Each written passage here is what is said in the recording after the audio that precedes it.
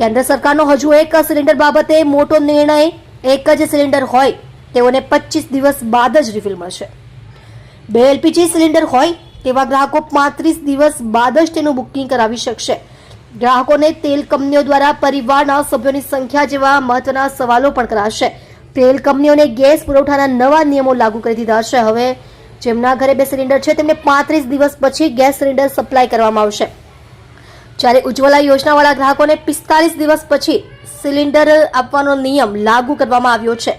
UP LPG association અને Ghaziabad LPG એસોસિએશનના પ્રમુખ અરુણ કુમારે જણાવ્યું હતું કે નવા નિયમોને તાત્કાલિક અમલ કરી દેવામાં આવ્યો છે.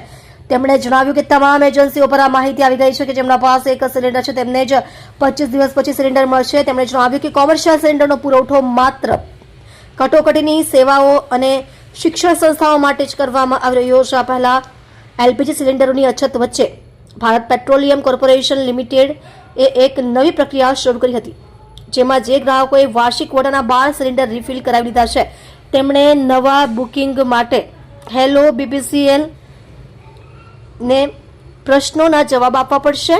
પરિવારના સભ્યોની સંખ્યા, આવનારા મહેમાનોની વિગત, ઘરમાં લગ્ન, ભંડારો કે અન્ય કોઈ આયોજન હોય તો તેની પણ માહિતી આપવી પડશે. ત્યાર પછી જ સિલિન્ડર બુક થશે.